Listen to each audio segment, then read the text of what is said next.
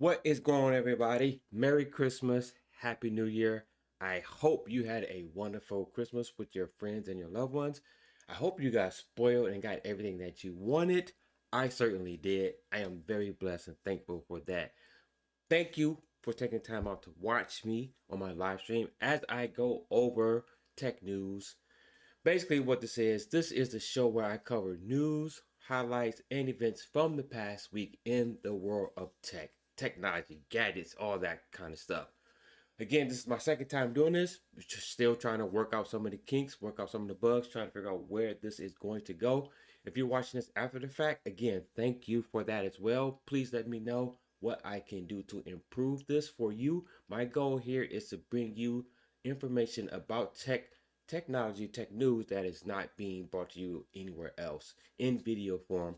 Also, if you want more tech news in text form, you can also head over to the website at soundsnerdy.com where all of my tech news is there, where I curated from across the web covering Apple, Samsung, Android, Google, computing, and even more tech news. And this is all available at the website.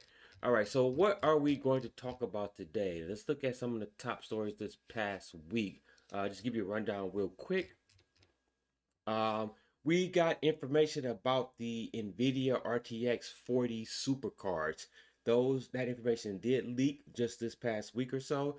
These cards are supposed to be unveiled during CES, but we got that information right now. So we are going to cover that as well. Next one, it's been a tumultuous couple of weeks for Apple as the Apple Watch was banned, but now it has been returned back to being on sale as they got a temporary stay in the court so they can sell their Apple devices for now. So we're going to go over that. Samsung's TV lineup for 2024, their Quantum Dot OLED, the Neo QLED, and QLED TVs, all that information did leak. Again, this information is also supposed to be shown at CES, but we got that information right now. Also, New York Times is suing OpenAI and Microsoft. The big thing about this is what kind of implications, if this lawsuit goes through, will that have for the future of AI? So we're going to dive into that. And last but not least, Surface Pro 10 and Surface Laptop 6. These are Microsoft's supposed next generation of laptops. They're supposed to be their first true laptops with AI integrated in that. So a lot to cover, so let's get right into this. First off, let me grab my drink. Today I am drinking a kombucha, raw kombucha by the brand is Synergy, Watermelon Wonder.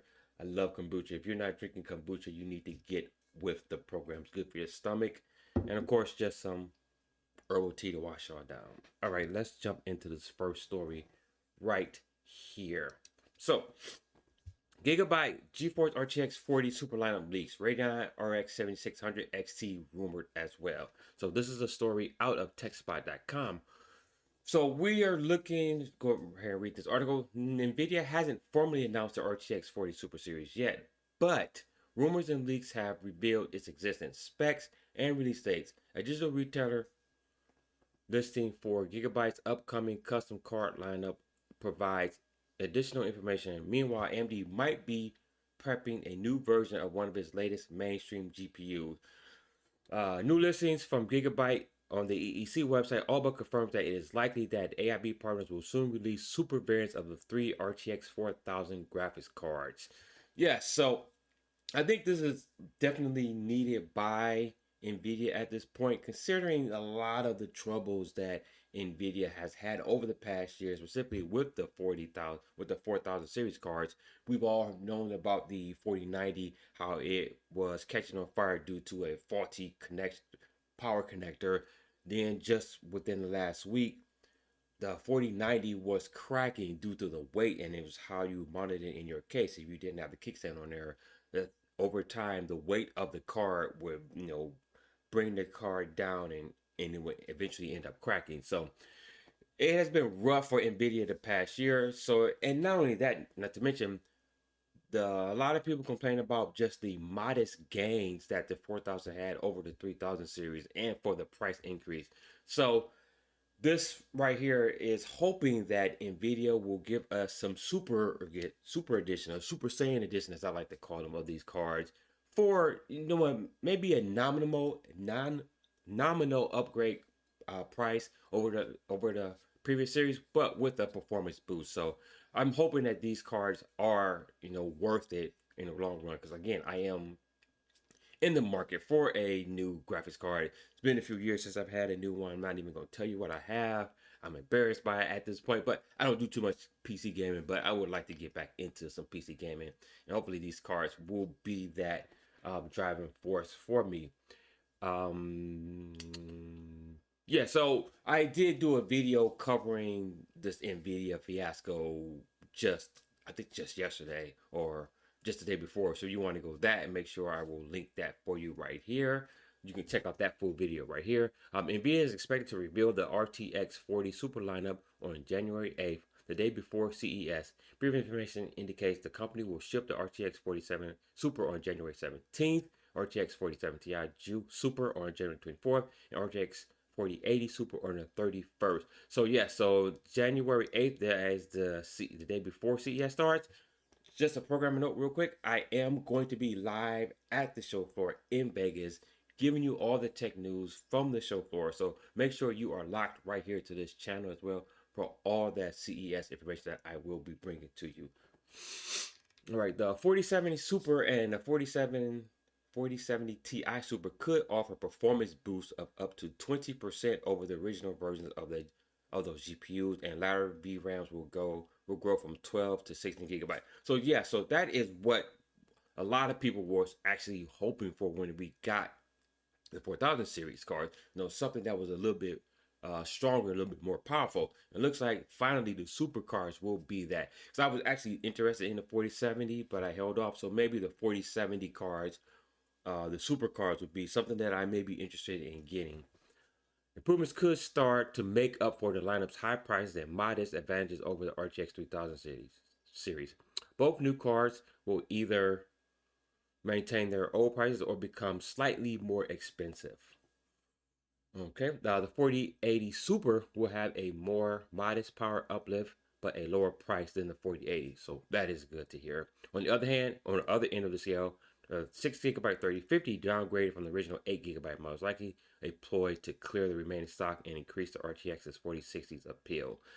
Yeah, I guess that kind of makes sense. It's also, like I say, it's a very low end card. That maybe just for somebody who just wants maybe just a budget card, just want to get in on something. And also with Nvidia, like I said, they could be clearing stock, but the other advantage of that would be that it could be an appeal to anybody who's looking for a lower end budget card and maybe thinking about getting maybe one of the Intel Arc GPUs. This will probably be a better option than going that route. So let's go. Meanwhile, Team Red could be prepping a release for the Radeon RX 7600 XT, talking about AMD, sometime in the first half of 2024. The GPU and several other unannounced RDNA 3 models appeared in earlier AEC listings from two board partners, but other sources told BenchLife that 7600 XT is genuine. Okay, so we know that the 7600 is genuine, and it looks like here the RX 7700 and RX 7800 are not currently on AMD's pipeline. But whatever the case may be, I'm actually looking forward to seeing what AMD can do as well. AMD does have some very nice cards, but when it comes to gaming, a lot of people tend to go towards NVIDIA. I've used Radeon cards in the past. It's been a while. So, I mean, I'm open to the idea of getting a Radeon card for my next PC build. I'm just going to wait for them to come out and then check all the benchmarks, check all the specs, and see which one actually looking for more bang for my buck. What is the better value? I mean, is it worth it to spend more money for just a very modest game, or just go the more value route and get a very good production, but save yourself some money in the long run? So that is what my plan is eventually once I build a new PC.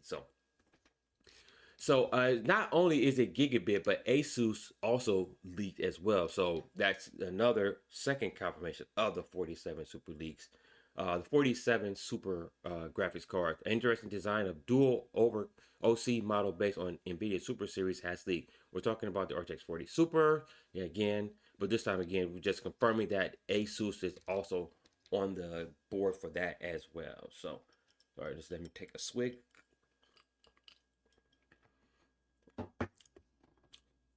So, what do you think about the 47 supercars? Are you still interested in Nvidia's cards? We know that they've had some issues with them in the past, but could this supercars, the Super Saiyan cards, be a saving grace for you?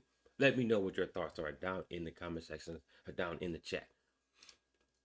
All right, moving on to Apple. Like I said, it's been a tumultuous couple of weeks for Apple, considering what has been going on. Again, I did a video covering this as well, so I will make sure I link that for you as well if you want to go watch that video. Where I did break down what happened with this, give you the history and the background of how this actually came to fruition.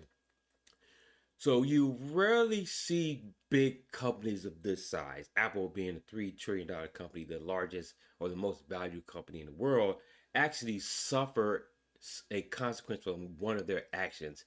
And Apple was forced to stop selling their Apple Watch Series 9 and their Apple Ultra Watch 2 for a few days, mind you, because of their lawsuit with Massimo, who filed a lawsuit against Apple claiming that they stole their designs for the blood oxygen sensor. Again, in my video, I went over that in detail. I just want to give you a little bit of background on that. So here, Apple Watch Series 9 and Ultra 2 returned to the Apple online store after a week of unavailability.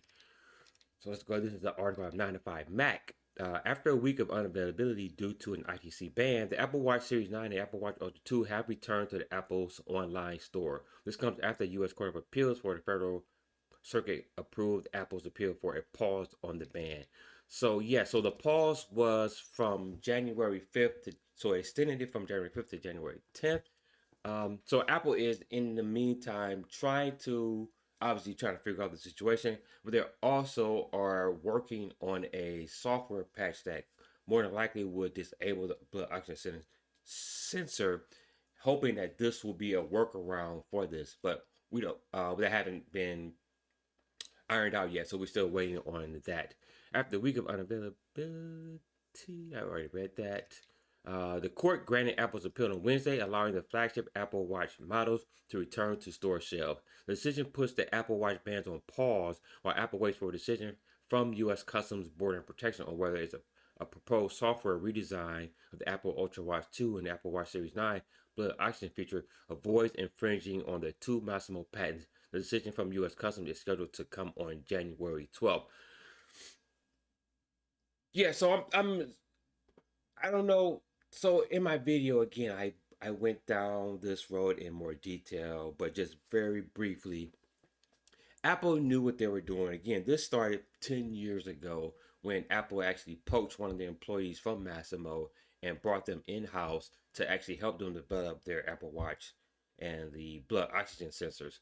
So they knew about this 10 years ago. They knew what they were doing, but the fact that they didn't have this software or workaround ready when they knew that this lawsuit was a couple of years ago, which is kind of puzzling to me that they would not have this already ready to go, just sitting on the back burner, ready just in case, this lawsuit came out, that they would just have that software patch ready to go and then they could just, avoid that ban. But I'm not working at Apple. I'm not in those big companies. I know stuff takes a long time to roll, but again, if you would have had this already available and you could just flip the switch, then you could have just circumvented that right then and there. Additionally, the appeals court gave the ITC until January 10th to respond to Apple's request to stay the Apple Watch ban through the entire appeals process. Other parties have until January 15th to submit their support or opposition of the ruling. If U.S. Customs rules that Apple software change is inadequate and Apple court rejects Apple's request for a stay on the ban through the entire appeals process, the Apple Watch Series 9 and Apple Watch Ultra 2 could be removed from the market again. So they went on, so on the online store, I think from December 21st, it was unavailable. So you went to the store and tried to buy a watch, it just says currently unavailable. And then in the stores, physical stores, I believe December 25th or December 24th was the last day they were available. But again, a few days ago, they were able to get that reversed. So they are available in both online and in the physical stores as well. So this is just a statement from Apple saying we are thrilled to return the full Apple Watch lineup to customers in time for a new year. Apple Watch Series 9 and Apple Watch Ultra 2, including the blood oxygen feature, will become available for purchase again in the United States for Apple Store starting today from apple.com tomorrow by 12 p.m. So yeah, so obviously Apple is happy by this. I mean, so they probably lost a few days of sales. I do wonder how much that would amount to. I don't think we have those numbers yet, but I think they're lucky that it didn't start back in like November or even earlier, where that would have really hurt them through the holiday sales. But I believe by the 21st or the 24th, I believe most people who were already planning on gifting that those series watches out had already had them by that point. I mean, obviously, you do have some people that go last minute and do the shopping, but I don't know how much of an impact this would have had on Apple, how much it would cost them. I don't think it had that big of a setback for Apple, as it was only just a few days, and now they're right back on sale again. So, excuse me while I take some tea. Yeah, so what do you think about this? Did this impact you? Were you actually looking to get a watch and were not able to get one? Or, you don't care about Apple Watches? Uh, I myself don't care. I'm a Samsung person. Speaking of watches, put my watch on, it was charging. So yeah, so that is pretty much everything about that. Again, in my video, I will make sure I link that down. I gave you the history and the background of where this started and a little bit more detail about that. So if you want to know more about that, make sure you check on that video. All right, upcoming Samsung's upcoming QD OLED, Neo QLED, and OLED TVs leak before launch. So again, CES is just around the corner. I will be there live from the show floor. Make sure you follow me for that. Samsung's Quantum Dot OLED or the QD OLED or their entry into OLED series TVs are very phenomenal. I actually own their 95B TV, which is I believe that was their first year that they actually created the OLED TVs, and they are phenomenal pieces of tech. Very bright colors are because Samsung's TVs have always had a lot of color to them. The problem with OLED, no, sorry, with Quantum Dot compared to OLED was that it didn't get as bright or in the blacks didn't get as dark. What Samsung did with their Quantum Dot OLED was combine the benefits of both OLED and the Quantum Dot and combine them into one, and it definitely shows in that TV, that picture quality. Colors are there. That's that Samsung, you know, brand pretty much. Samsung colors always pop on all their TVs. Some say to the point that it's actually artificial, but with the combination of the Quantum Dot and OLED, the colors pop and the brightness is up there. Again, their 95B is a phenomenal TV. 95C was last year's CB, so we're expecting the 95D for 2024. So let's dive into this article a little bit more. So this is out of sammobile.com.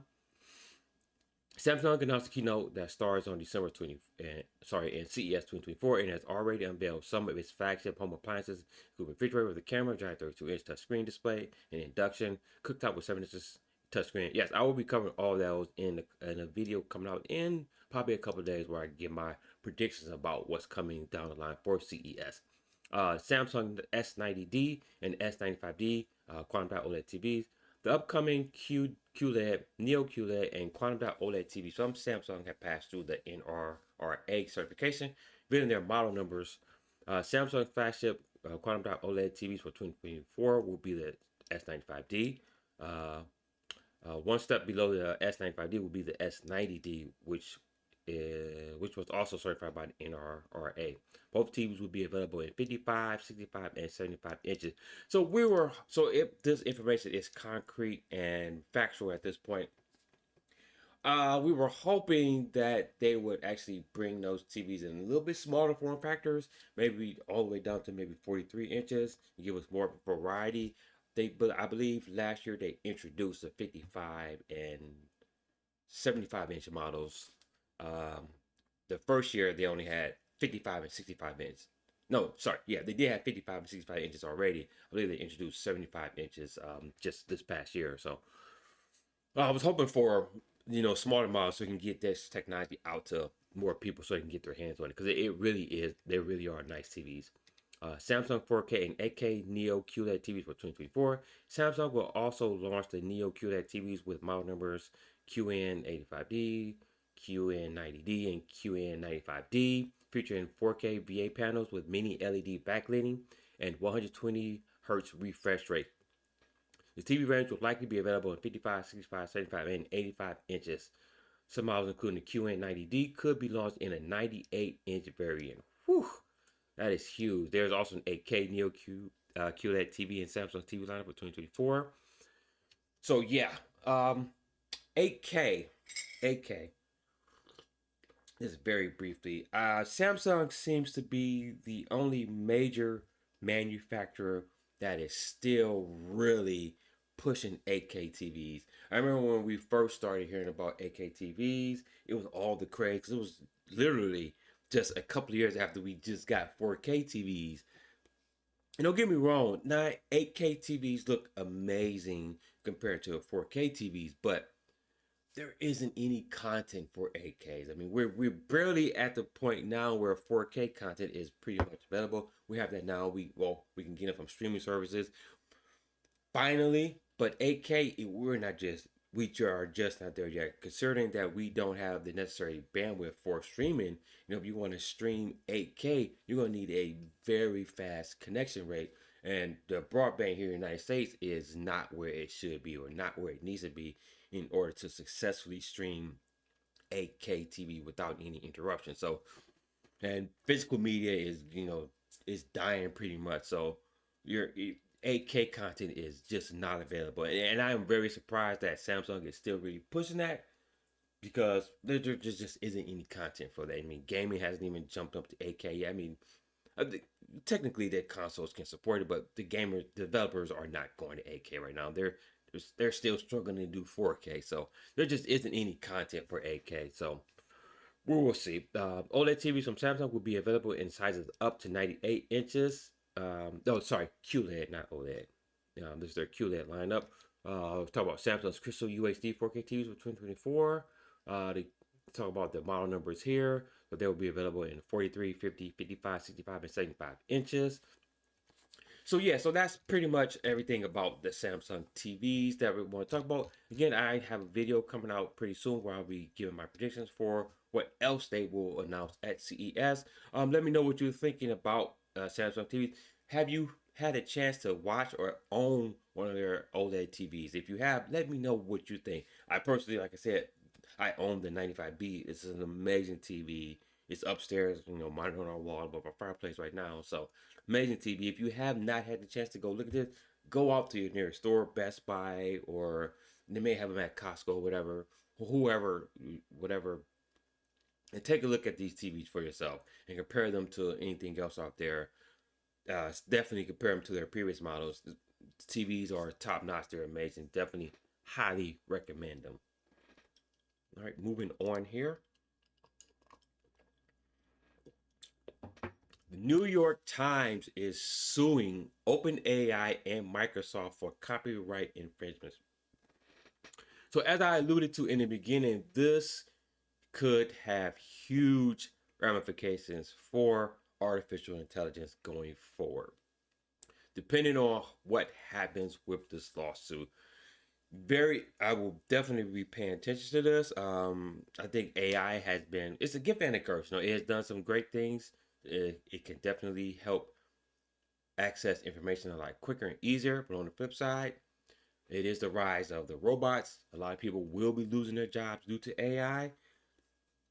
I think that's just inevitable. Unfortunately, that will not stop because other countries around the planet, China, are definitely going full force with AI. So you pretty much can't put the toothpaste back in the tube at this point. It's out there already. So it's just how we're going to embrace it. What are some ethical, legal guidelines we're going to have to put around it? And maybe something like this lawsuit will further, enhance that to see what it's going to be like in the future. So this is an article out of TheVerge.com The New York Times is suing OpenAI and Microsoft for copyright infringement, claiming the two companies built their AI models by copying and using millions of publications and articles, now directly compete with the content as a result. Uh, yeah, so if you're not familiar with how these models work, basically any information that is publicly available out there, they basically just scrape that information from the websites, from whatever database or data set, and then that information is then used to actually train the LLMs or large language models that are the engines or the driving force behind Chat GPT, or in Google's case, their Gemini LLM for their Google Bar. So not only will this have implications for obviously OpenAI and Microsoft, it's for Google as well, and their Google Bar and all the other AI that actually do the same thing. As outlined in the lawsuit, the Times alleges OpenAI and Microsoft large language models, which power ChatGPT and Copilot, can generate output that recites Times content verbatim, closely summarizes it, and mimics its expressive style. This undermines and damages the Times' relationship with readers, the outlet alleges, while also depriving it of subscription, license, advertising, and revenue. So, the New York Times, I am not a fan of the New York Times. I do not care for their liberal slant, their liberal bias. So I think the New York Times is only really good for one thing, and I think we all know what that is. As Gerald Celente, he's a political commentator, says, it is the New York toilet paper of record, and I echo that sentiment wholeheartedly. I don't read New York Times. I rarely ever pay attention to them. But again, this is bigger than the New York Times. Again, what will this have on the future of AI? So in this article, I also did a video breaking down this as well. New York Times and OpenAI or Microsoft apparently were in conversations to try to figure out some type of compensation for actually getting this information, and they could not come to an agreement. So this is where we are right now with them filing a lawsuit. But it looks like OpenAI and Microsoft does have agreements with a few other news publications that they are paying them to get their information. And I'm assuming that the reason why New York Times and Microsoft could not come to agreement is that maybe the New York Times was asking for a very high price, that maybe they were overvaluing themselves compared to the other publications out there. And Microsoft was like, hell no, we're not going to pay you that much money. Frankly, I wouldn't pay New York Times jack squat again. It's only good when I'm in the bathroom, when I'm done doing what I need to do with it. That's about it. That's all New York Times is good for at this point. But thinking about the ramifications of this lawsuit, if this lawsuit goes forward and is upheld, what would this mean for the LLMs out there? Would they have to then pay for all the information at this point? Because right now, from what I gather, that they're paying like publications or news sites for the information. But what about other websites? What about just your generic website, your tech news websites, your video game websites? Would they then have to pay for that information as well? I know I am very interested to see how this will play out in the future. Because if that's the case, then how much will Microsoft, Google be able to actually pay in order to obtain the information? Or I mean, because I doubt that they will want to be stagnant at this point. Because if the lawsuit says, well, you have to pay, or Microsoft says, you know what, we're just going to stop doing it, then they'll be stagnant as of the day and time of the lawsuit.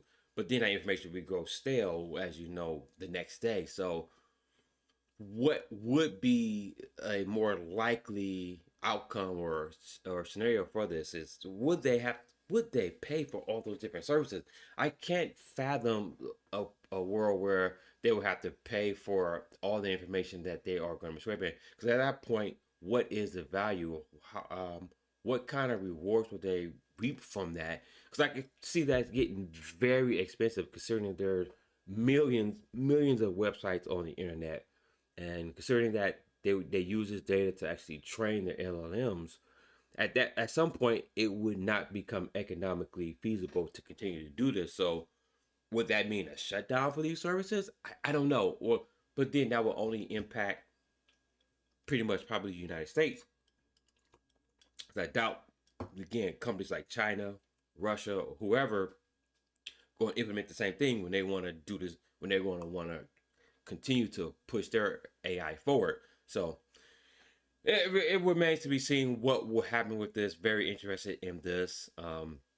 What do you think is going to happen with this? What do you think is a very reasonable solution to this problem? Definitely let me know what your thoughts are about this, as I will definitely be keeping a close eye on this. Again, I use AI to my benefit when I can. Not saying that I want AI to have free reign. There does needs to be some handcuffs and leashes on them, but this remains to be seen. But we'll see what happens with the lawsuit. Again, I will be paying very close attention to this. All right, and moving on to our final bit of information for today. Surface Pro 10 and Surface Laptop 6 will be Microsoft's first true next-gen AI PCs. So it's been a little bit quiet on Microsoft Surface Laptop front, especially again, I'm actually wondering what will come of the Surface Laptop after Panay, who was the head of Surface, has left them and went to Amazon. I pretty much think that the Surface brand, Surface Laptop, will probably stagnate because he was very creative. He was very innovative. He, like I said, he was the grandfather of the Surface line. So, and very good line of products. He's gone now. He's over at Amazon. So I wonder about the future of Surface going forward. I mean, obviously they have a template or a blueprint, but what about any future innovations and enhancements that would have come from somebody like him? Let's go here. This is an article out of BGR. It is a rocky year for Microsoft Surface fans after the Surface Hub, Surface Laptop Studio, Laptop Go, Surface Go received relatively minor updates. The community was shocked when Panos Panay, the father of the Surface lineup, announced that he was leaving Microsoft after a 20-year career and heading to Amazon. Yeah, huge blow to Microsoft. I think from what I remember, I think they just did not agree on the direction of where the Surface laptops would go. I think he wanted more reign to be more creative, more innovative, and I don't think Microsoft was on the same page as that. So they parted ways, and he took his talents to Amazon at this point. So we'll see if that will help Amazon in the long run, which I think it will. I think you'll start to see some more innovative stuff coming out of Amazon. Probably take a couple years for that to actually come to fruition. Panay will be replacing Amazon's outgoing Dave Limp and taking over the company's division that heads up its ambitions with Alexa and Echo speakers. While some thought that Panay's exit marked the death of the Surface family, Microsoft said that it remained committed to the product lineup. So, what's next for Surface? According to a new report from Windows Central, the company is working on a major updates for the Surface Pro 10 and Surface Laptop 6. Both products are expected to be released sometime in 2024. The outlet's Zach Bowden said that the new products will feature significant upgrades with improved designs, new features, and next gen silicon in the form of Intel's 14th gen and Qualcomm X series chips. Bowden says this. According to his sources, the new products will be announced in the spring and will be marketed as Microsoft's first true next-gen AI PCs. So again, it's their first true next-gen AI PCs. So I think in their previous Surface laptops, they dabbled with a little bit of AI. Basically, I think they used AI for they help filter out background noise, so only the foreground noise was definitely clear. And I believe there was some stuff around Microsoft Teams making it better, or messing with or put the backgrounds or blur or something like that. But looks like this time they're actually going to be truly AI throughout the whole PC itself to be more integrated. Products will be offered in both Intel and ARM configurations, which will be purpose built for the next version of Windows, codenamed Hudson Valley, and will utilize many of the upcoming next-gen AI experiences Microsoft is building into the 2024 release of Windows. Specifically, Microsoft touts Cadmus PCs as being genuinely compatible with Apple's silicon, supporting similar battery life, performance, and security. Next Surface Pro and Surface laptops are expected to be some of the first Cadmus PCs to ship next year in preparation for Hudson Valley release coming in later 2024. Surface Laptop 6 will feature a new design with thinner bezels, rounded display corners, and more ports. It will be available in the 13-inch, 13.8-inch, and 15-inch display and come with two USB-C ports, one USB-A port, and the Surface Connect port. The company is also upgrading the trackpad to haptic technology and adding a dedicated Copilot button on the keyboard. So those all sound like definitely much needed and lovely upgrades, updates to the Surface laptops. Obviously, the Copilot is a big thing with having a button right there available for you. That'll be pretty interesting to see how that will work out. If you're not familiar with Copilot, it's their AI engine. Basically, it's OpenAI, ChatGPT, available at the touch of a button. Looks like.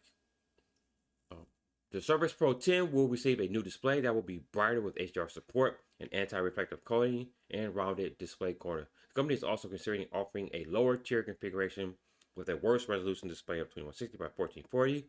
The new Surface Pro could also come packed with an NFC reader, feature a wider webcam, and come in a wider range of colors. The keyboards will also get the dedicated Copilot button. So, yeah. Biden says the company is also working on a new Surface Laptop Go, a commercial-only version of the Surface Pro and Surface Laptop, a new Surface Laptop Studio, and bigger design update for the Surface Pro, like a new 11-inch model that could debut in 2025. So that is pretty much everything we know about the Surface lineup coming forward. Again, I've always liked the Surface Pro lineups. I never owned one. I've used them in the past. They, like I said, under Panay, they were, very innovative. They had offered nice features. The ability to have a Windows tablet at your fingertips was always a very nice feature. So again, I'm pretty interested to see what will happen with not only this lineup, but actually going forward as well. How will the Surface lineup stagnate or grow in the future without, the tutelage of Panay to guide them and push them forward? But it'll be pretty interesting to see when in the spring, when they actually do have their Surface event, what these actual devices will look like when that happens. So definitely we'll be looking forward to that. Definitely we'll be covering that event on this channel right here. More than likely, it will probably live stream that event, depending on the time of day. But let me know what you think about the Surface laptops or the Surface brand. Do you use any of their products? Are you looking forward to the Surface Pro 10, the Surface Laptop 6, Surface Pro Go, next generation of these devices? Let me know what your thoughts are down in the comment section.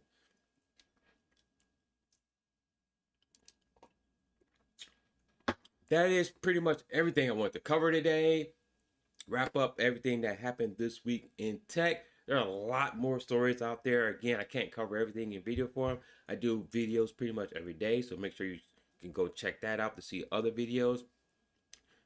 Check out the website if you want to stay up to date with more tech news. Again, I curate and aggregate tech news from around the web, covering Apple, Samsung, Android, Google computing, and even more tech news, all at the website at soundsnerdy.com. So make sure you head over there so you can get all your tech news up to date. Again, CES is just around the corner. Again, I will be at CES live from the show floor, giving you all the tech news, bringing you video. So make sure you subscribe to the channel so you don't miss that information. Also, the website as well. All the information will be there as well.